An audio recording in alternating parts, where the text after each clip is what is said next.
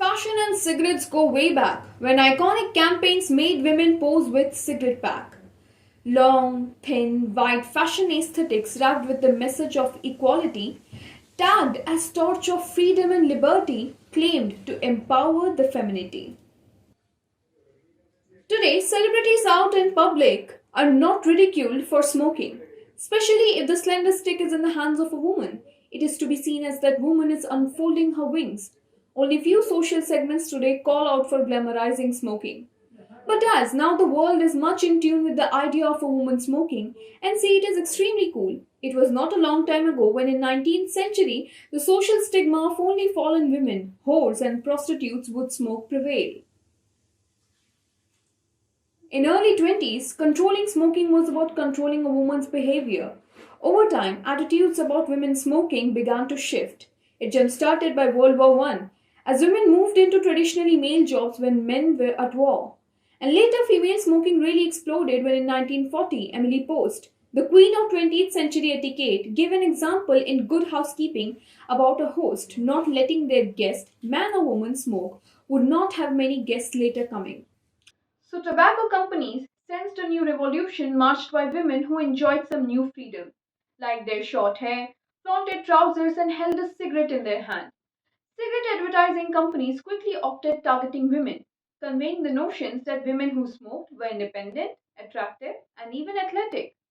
The motto, smoking had to be repositioned as not only respectable, sociable, fashionable, but also feminine. Featuring attractive, slender women draped in high fashion became a huge marketing move.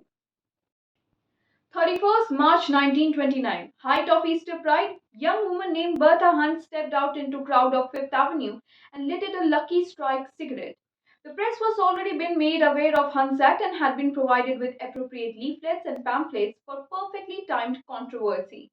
But what you don't know is Bertha Hunt actually is Bernays' secretary. That Edward Burney, who brainwashed and manipulated the entire America with his Lucky Strike cigarettes.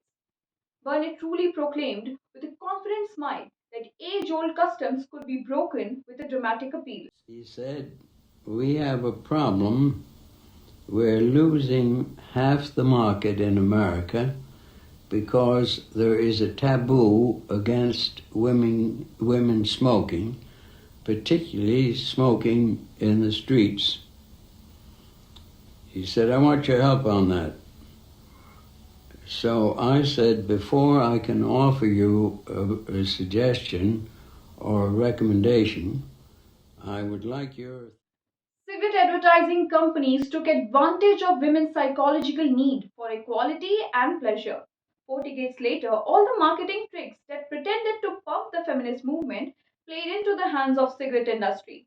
But as the picture grew clear, the health risks of smoking for women were prominent with low birth weight babies, early menopause, osteoporosis, and cervical cancer. But even after known health risks, you can't deny it that today, as per the mass perception, cigarettes have become this a lazy instrument for evoking a nonchalant fashion sense. For the ending note, the real question still stands. People want to flaunt fashion, but at what cost?